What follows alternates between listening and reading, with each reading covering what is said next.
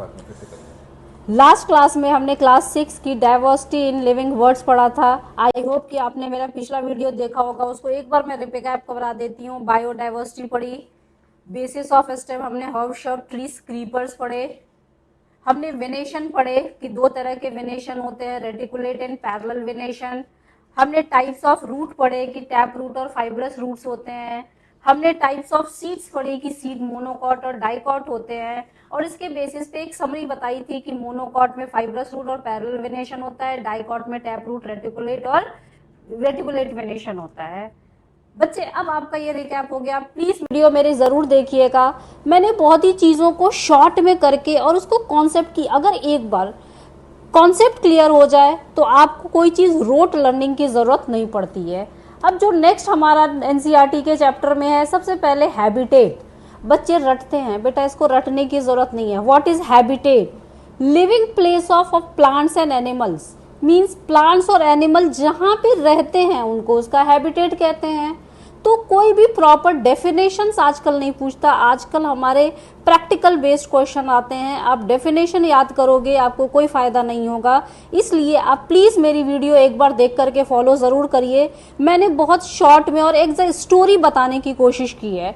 तो हैबिटेट क्या है? Living place of plants and animals, जहां प्लांट्स और एनिमल्स रहते हैं। अब हैबिटेट दो तरह के होते हैं mainly, terrestrial and aquatic habitat. अब देखो आप, टेरिस्टेरियल हैबिटेट लैंड बेस्ड, वो हैबिटेट जो लैंड बेस्ड है, एनिमल जो लैंड के ऊपर रहते हैं उसको हम क्या कहते हैं? टेरिस्टेरियल। एक्वेटिक वाटर बेस्ड, जो लोग वाटर के अंदर जो हैबिटेट, रहने की जगह अगर वाटर हो तो एक्वेटिक, रहने की जगह अगर लैंड हो solid land, that is terrestrial. इसके अलावा एक और ग्रुप एम्फीबियंस पढ़ेंगे हम। ये ऐसे एक्सेप्शनल स्पेशल एनिमल हैं जो लैंड और वाटर दोनों पे रह सकते हैं। इसका एग्जाम्पल फ्रॉग है।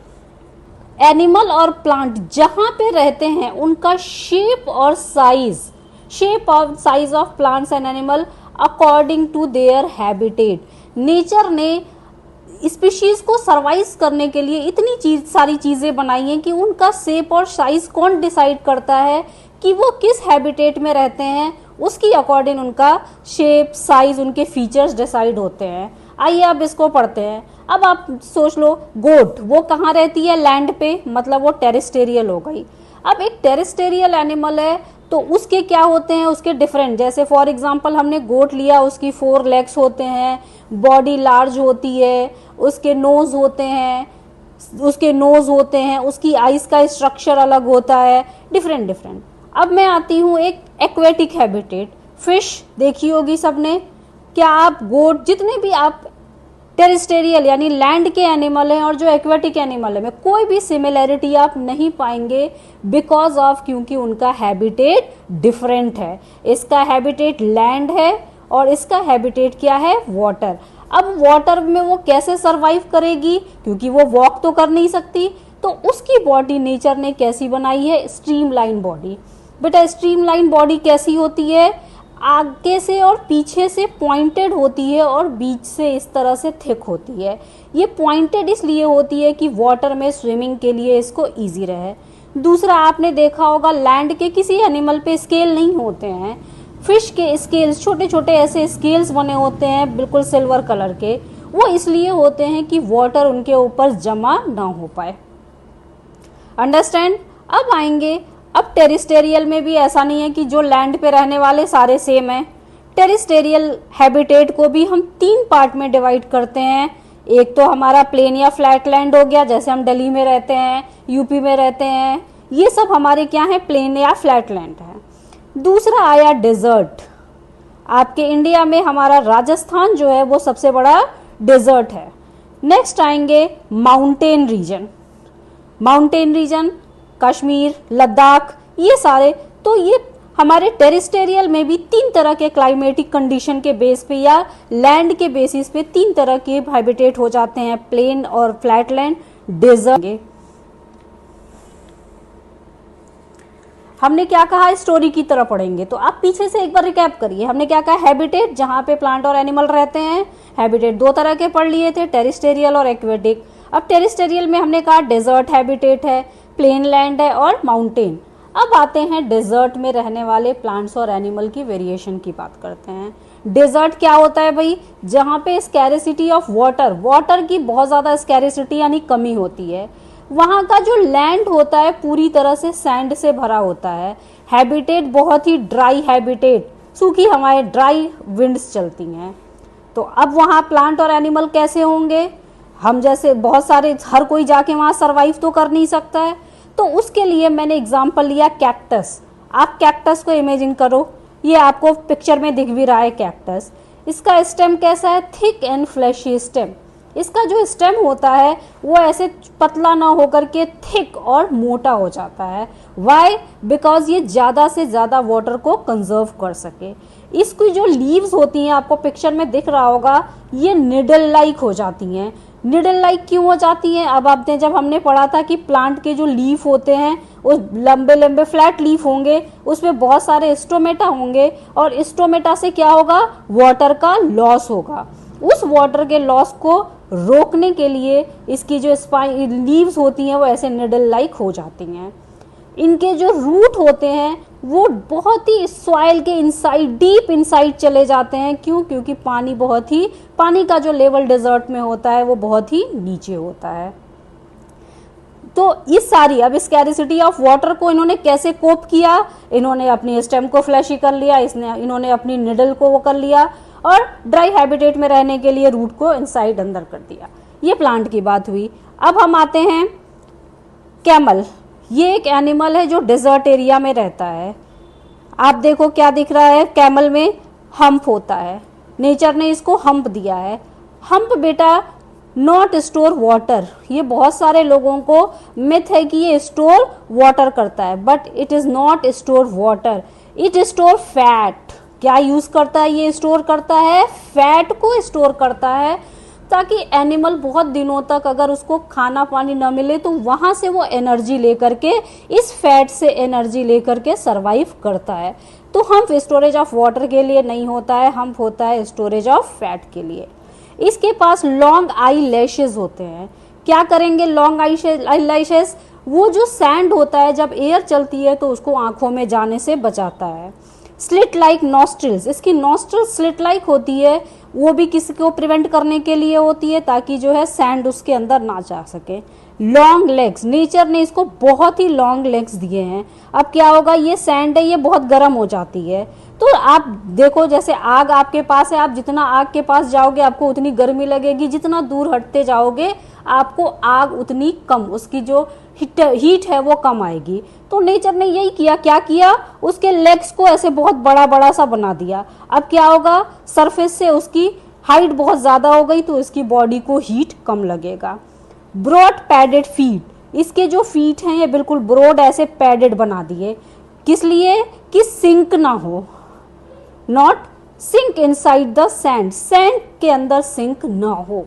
तो हैबिटेट से हमने क्या सीखा, जैसा हैबिटेट होगा प्लांट और एनिमल क्या करेंगे, उसी तरह से उनके फीचर्स में भी चेंजेस आ जाते हैं।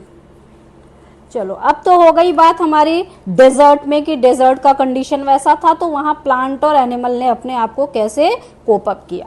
अब आएंगे माउंटेन, बहुत ही हाई एल्टीट्यूड पे होता है, कोल्ड एनवायरनमेंट, फ्रीजिंग एनवायरनमेंट होता है, पूरी लैंड जो है वो किससे कवर्ड होती है, most of the time snow से, और यहाँ पे भी स्ट्रॉन्ग विंड्स चलती हैं और साथ में स्नोफॉल भी होता है।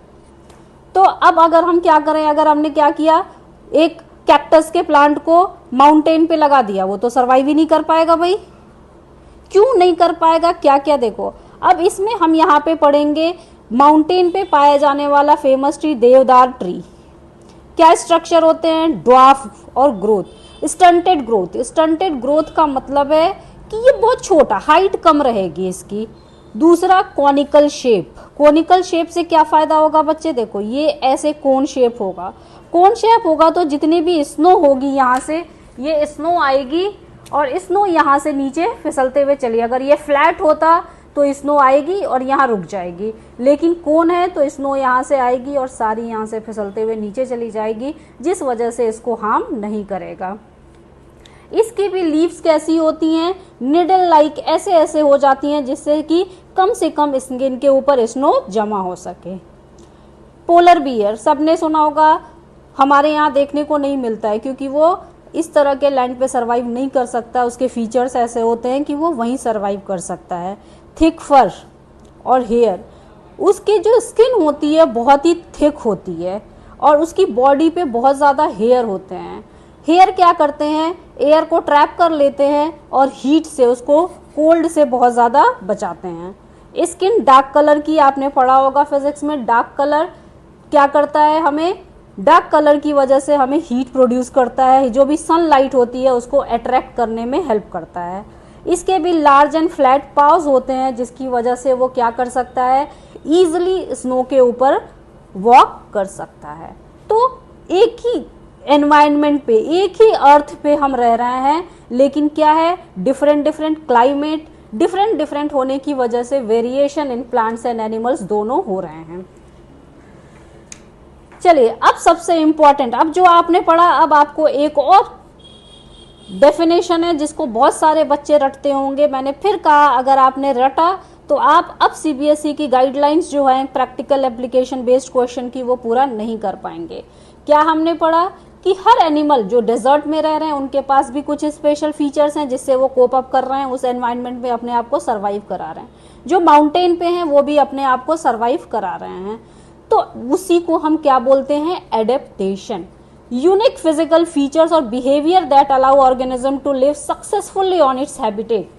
वो फिजिकल फीचर्स या बिहेवियरल फीचर्स जो उस ऑर्गेनिज्म को जिस एनवायरनमेंट में वो रह रहा है वो बेटर सर्वाइव करने के लिए उसको हेल्प कर रहे हैं, that is known as adaptation. तो क्या कहा मैंने, नो रोट लर्निंग। आप सिंपल अगर एडेप्टेशन में लिख दो कि स्पेशल फीचर्स जिसकी वजह से एनिमल अपनी जगह पे सर्वाइव करता है, that is known as adaptation.